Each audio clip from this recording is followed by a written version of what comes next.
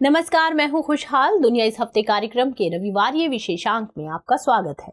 इसमें हम बड़ी खबर के साथ कुछ अन्य छोटी अहम खबरों की भी चर्चा करेंगे, मगर पहले बात बड़ी खबर की। मौजूदा वैश्विक राजनीति में कोई देश कितना ताकतवर है, इसका अंदाजा इस बात से लगाया जा सकता है कि वैश्विक संगठनों और समूहों में उस देश की स्थिति और भूमिका क्या है। साथ ही इससे भी कि उसने भू राजनीतिक मंचों पर खुद को कितने ताकतवर ढंग से पेश किया है। इसी संदर्भ में भारत की बात करें तो इसने कई वैश्विक मंचों पर अपनी मजबूत पकड़ बनाई है। अब भारत भी वैश्विक मंचों का इस्तेमाल परस्पर सहयोग के साथ साथ राजनीतिक व सामरिक हितों की पूर्ति के लिए करने लगा है।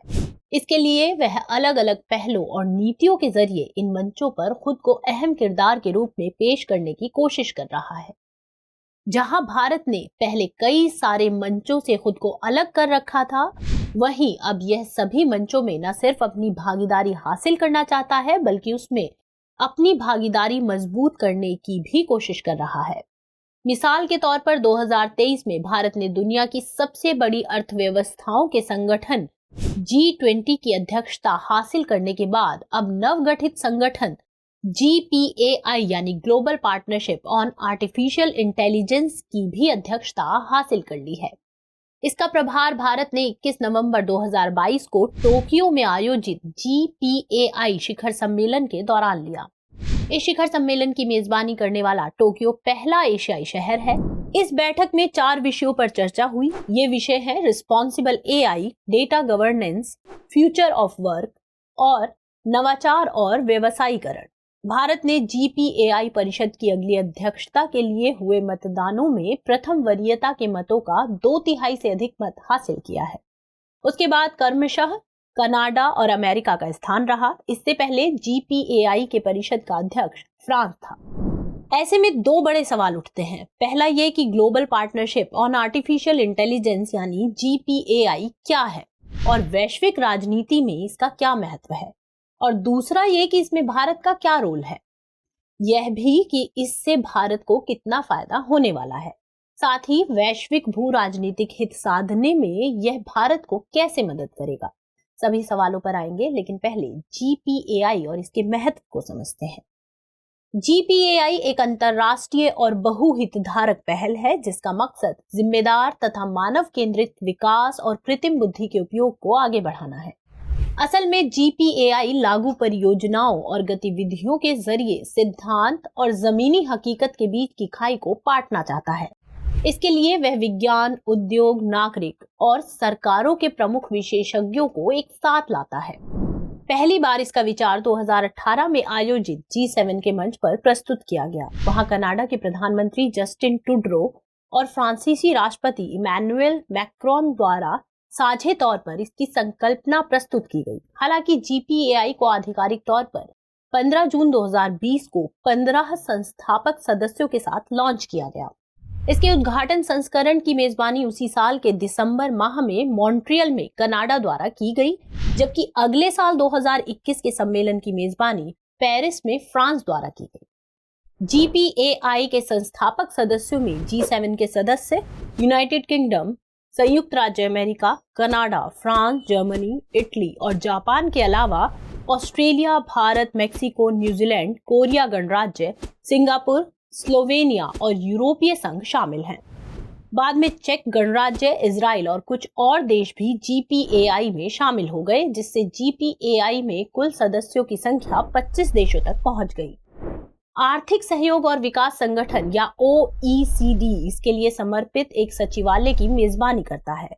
आगे चलकर यूनेस्को ने भी दिसंबर 2020 में GPAI में पर्यवेक्षक का दर्जा हासिल कर लिया।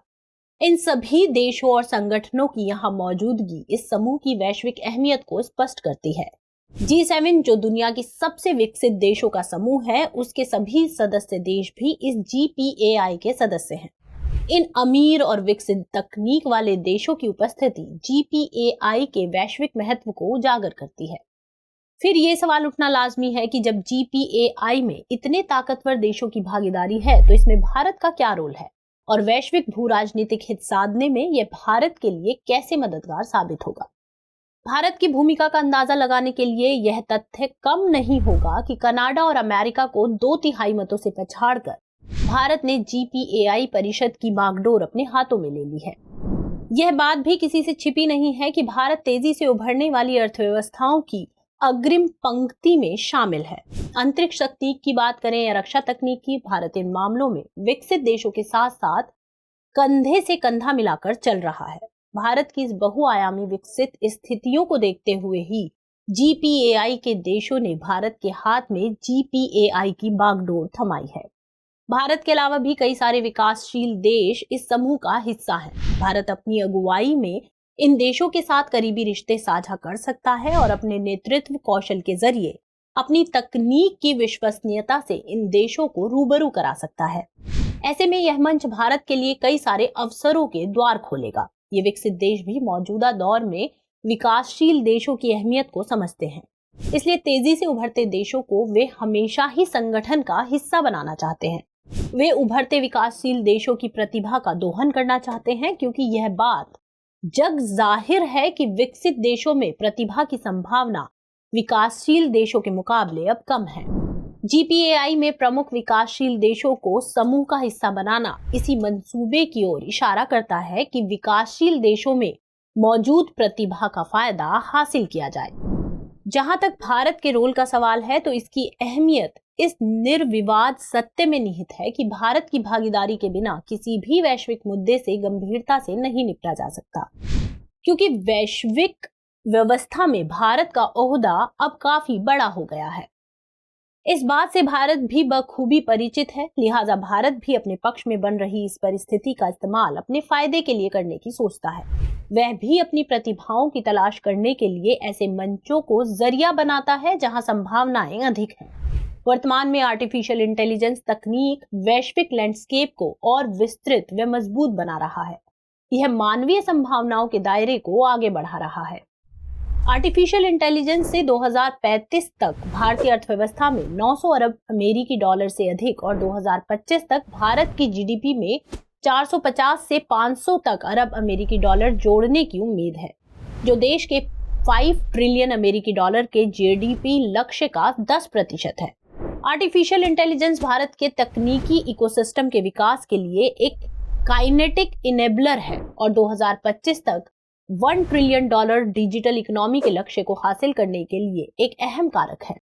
अब आगे यह देखना दिलचस्प होगा कि क्या भारत इस मंच का इस्तेमाल अपने लक्ष्यों को हासिल करने में कर पाता है या नहीं। अब समय है इस कार्यक्रम के रविवारीय विशेषांक दुनिया मेरे आगे की, जिसमें हम बात करेंगे दूसरी अहम अंतर्राष्ट्रीय खबरों की।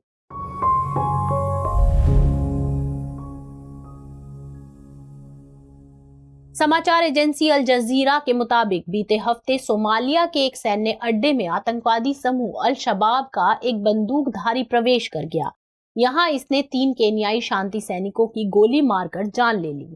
अल शबाब ने इस हमले को अंजाम देने का जिम्मा लिया। यह समूह हॉर्न ऑफ अफ्रीका के देशों में विदेशियों की उपस्थिति का विरोध करता है। हॉर्न ऑफ अफ्रीका के देश दशकों से निर्जातीय और हथियारबंद संघर्ष के शिकार हैं, इसलिए संयुक्त राष्ट्र ने यहाँ शांति सैनिकों की तैनाती की है। सोमालिया हॉर्न ऑफ अफ्रीका का हिस्सा है। हॉर्न ऑफ अफ्रीका में सोमालिया के अलावा इथोपिया, जिबूती और इरिट्रिया शामिल है। इसे सोमाली प्रायद्वीप के नाम से भी जाना जाता है। हालिया रूस यूक्रेन जंग को लेकर पूरा पश्चिमी समूह जहां रूस के खिलाफ एकजुट हो गया है, वहीं विकासशील दुनिया के कुछ हिस्सों ने इस पर अभी स्पष्ट राय नहीं बनाई है। कुछ तो रूस को ऐसी ताकत के रूप में देखते हैं जो पश्चिम और उसके आधिपत्य को चुनौती देने में सक्षम है। इसी दरमियान इंडोनेशिया में रूस के समर्थन में सोशल मीडिया पर एक कैंपेन चलाया जा रहा था। जांच के बाद पता चला कि इसे चलाने वाले लोग इंडोनेशिया में मौजूद रूसी अल्पसंख्यक समूह के लोग हैं। हालांकि कई इंडोनेशियाई समूह भी इस रूसी कैंपेन का समर्थन करते हैं। उधर संयुक्त राज्य अमेरिका की उपराष्ट्रपति कमला हैरिस अपने 3 दिवसीय दौरे पर फिलीपींस पहुंची। यहां इन्होंने विवादित समुद्र के किनारे मौजूद पलावन द्वीप का भी दौरा किया। यहां कमला हैरिस ने दक्षिण चीन सागर और ताइवान के प्रति चीन की मुखर नीतियों का जवाब दिया। साथ ही यह भी कहा कि चीन द्वारा दक्षिण चीन सागर में डराने, धमकाने और जबरदस्ती के मामले में अमेरिका हमेशा फिलीपींस के साथ खड़ा रहेगा।